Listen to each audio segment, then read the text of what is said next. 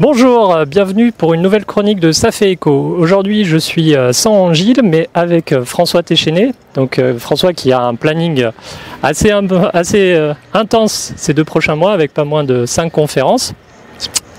Et j'avais envie de l'interviewer aujourd'hui pour Ça fait écho, pour nous parler en fait de sa vocation d'orateur. Bonjour François. Bonjour.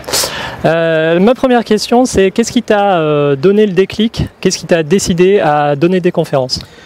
Alors le déclic, je l'ai vraiment eu la première fois où je suis allé au Jux Summer Camp, donc une conférence à La Rochelle. C'était pas la première conférence que je faisais, mais c'était la première où je suis allé voir des sujets, je me suis rendu compte que j'avais quelque chose à dire en fait. Que j'avais quelque chose à apporter à ce qui était dit, ou alors j'avais une expérience différente, ou une analyse différente de ce qui était proposé.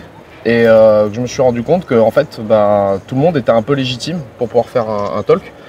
Et que moi aussi j'avais des choses à dire et que du coup la seule chose qui m'empêchait de le faire actuellement c'était juste que je prenais pas le temps et qu'il fallait juste que je prenne le temps et que comme ça je pourrais donner un talk et c'est comme ça que je me suis lancé. D'accord. Et justement en parlant de légitimité, tout ça, qu'est-ce que tu pourrais dire à des gens qui nous regardent aujourd'hui et qui auraient envie et qui n'ont pas encore franchi le pas? Pour les gens qui ont envie de se lancer, qui hésiteraient, alors déjà il y a toujours le problème de la légitimité, le syndrome de l'imposteur. Alors déjà, big news pour tout le monde, n'importe quel speaker, même international, a le problème du syndrome de l'imposteur. Tout le monde pense toujours qu'il est un imposteur encore, même après avoir donné je sais pas combien de conférences. Cette mouche m'embête. Bienvenue à Montpellier. Mais après, faut juste passer ce cap-là en se disant qu'on a toujours quelque chose à raconter, on a toujours une expérience différente, que ce soit ne serait-ce que par la manière dont on a fait les choses. On n'est peut-être pas un expert mondial sur un sujet, mais on a toujours une expérience particulière à raconter, un environnement qui a fait qu'on a fait les choses d'une certaine manière. Et en fait, se dire qu'on a besoin d'être un expert pour faire une conf, c'est quelque chose qui n'est pas super intelligent, parce qu'on a besoin d'experts qui font des confs pour certains coups. Mais la plupart du temps, ce que les gens attendent, c'est ce qu'ils vont faire en pratique.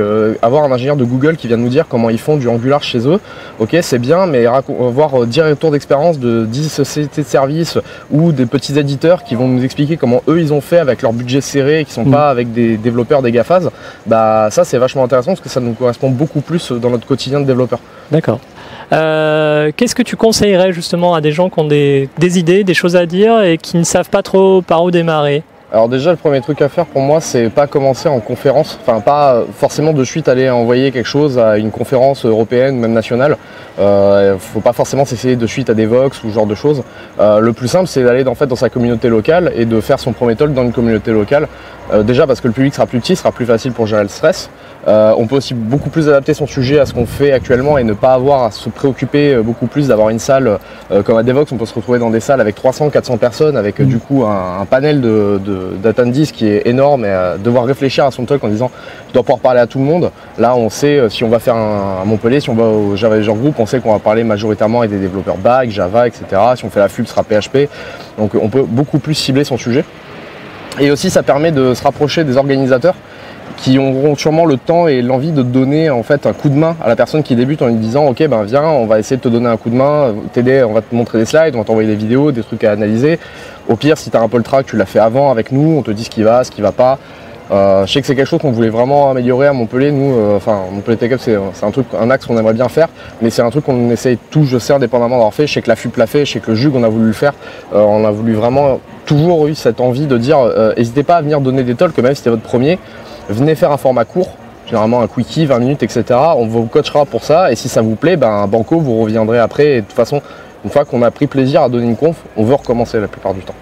Et sinon, après, on peut se lancer directement dans des gros trucs, mais là, faut être un peu plus sûr de son sujet, et surtout à ce moment-là, ayez un bon sujet avec un bon gros buzzword.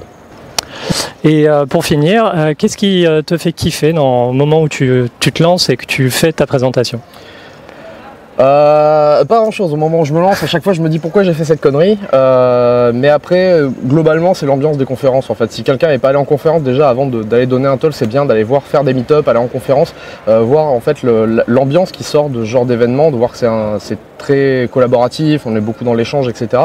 Et c'est vraiment une super ambiance. Et moi j'ai commencé à être speaker tout simplement parce que quand on a envie d'aller en conférence, pour légitimer le fait d'aller beaucoup en conférence et d'aller voir d'autres conférences assez souvent dans l'année, en fait le meilleur moyen c'est d'être soi-même speaker en fait. Moi c'est ça que j'ai fait comme j'ai pris ça comme parti pris.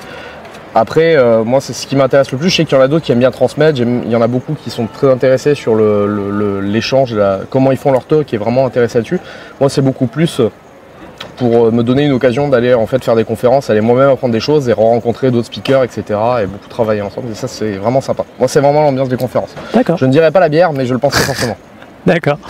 Ben voilà, c'était François donc, pour nous parler des conférences et on se retrouve bientôt pour une nouvelle chronique et on vous dit à bientôt.